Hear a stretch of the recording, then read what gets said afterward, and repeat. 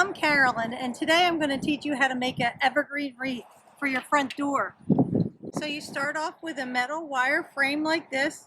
I believe this is 14 inches. And then you also have some floral wire. You can pick this up at the dollar store or at Michael's. Same with this. You can pick this up at either of those locations. So we're going to just cut a small piece, and we're going to put it at the top of our wreath so that we have a spot to hang our wreath from. So I'm just going to twist that wire around, maybe half a dozen times, and then stick the loop up at the top. Okay, so that's a nice loop. And then we just start by making a little knot, twisting our wire on the outer edge. So it's a nice tight, it's nice and tight. That's nice and tight attached. So I'm going to put on my gloves, and I cut some greens. I like to have a variety of greens when I'm working with my wreath. So we'll start off with some of this. I think this is maybe, oh, I can't remember, maybe balsam. So I'm just going to cut a couple of these branches off. We're going to just pop it in the metal, and we're going to fill it up so it looks nice and pretty. This is really a, you can get as artistic as you want with this. So you're just going to fill up around the edges.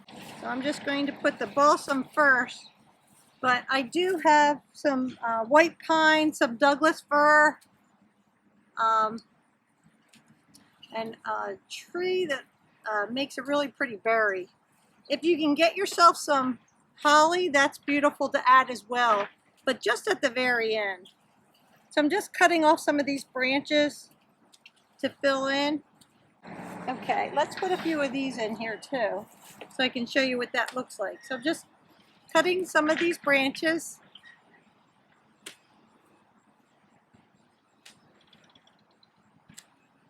I used a little bigger tool to cut them off the branches off the trees, and I can show you what that looks like. This is the one I used to cut them off the trees. And you can use those for the branches here as well. But let's just use some of the smaller ones. Let me see if this is any better. Oh yeah, that's a nice floral snipper, I guess it's called. These are the fir. And you can do this all with one type of green. If you only have one green in your yard, don't feel like you can't make a wreath. Of course you can make it out of one type. It just makes it fun to have a variety if you have it. I think that's good to get started. That's quite a bit of greens.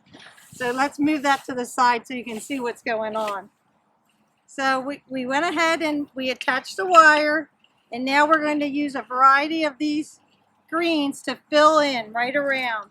We're just sliding it through the openings of that wire wreath.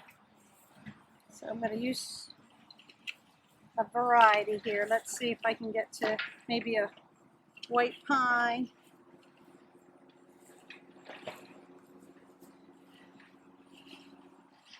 I usually do the whole wreath in one type, and then I fill in, just decorate it with the other ones. This is the white pine, it's fluffy. And if you while you're doing it, if you kind of just push it together, you get an idea if you need to fill in another location. So this one looks a little bit light here.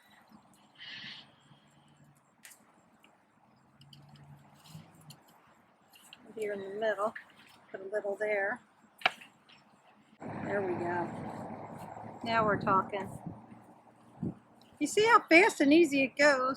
I'm going to try to balance it out. I'm going to move these out of the way so you can see what we got going on.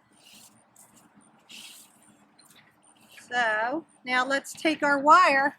Here's our wire. Find the edge. And we're just going to go and loop it around the whole evergreen. the whole wreath. We're just going to pull it all together, nice and just around the whole wreath. Now you can make it super tight if you want, but the looser you make it, maybe the more artistic it looks. So you have to do what works for you, what you think looks pretty. And we can always add to it once we have it together.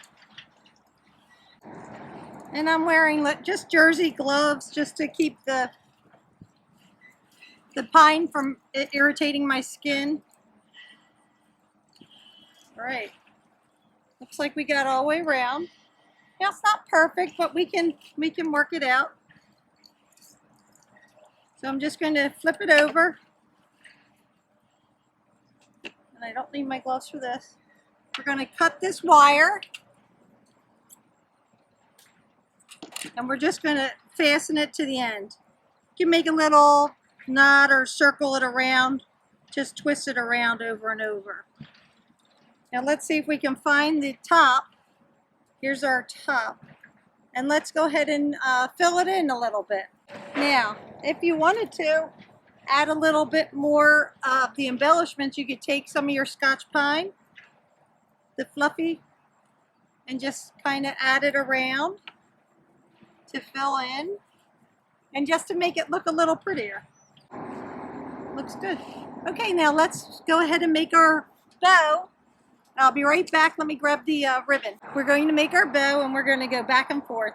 So we leave some for the tail. So I'm just going to go ahead and cut that on an angle. So that'll be our tail. And probably, yeah, about that much to hang down. So our loops will go back and forth on our loops. So here's one. There's another. Two. And we're just folding the ribbon back and forth. 3 and 3. We can scrunch it together in the center. And let's twist it a little. Well, maybe just scrunch it. And take a bit of your wire. Let's go ahead and cut that. And we're going to take that right in the center, pinch that together.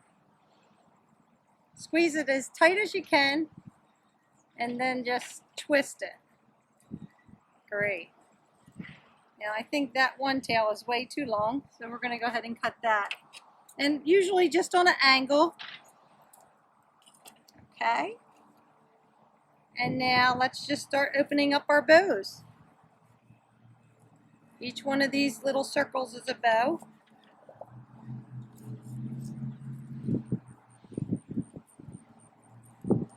Twist it, make it look a little prettier.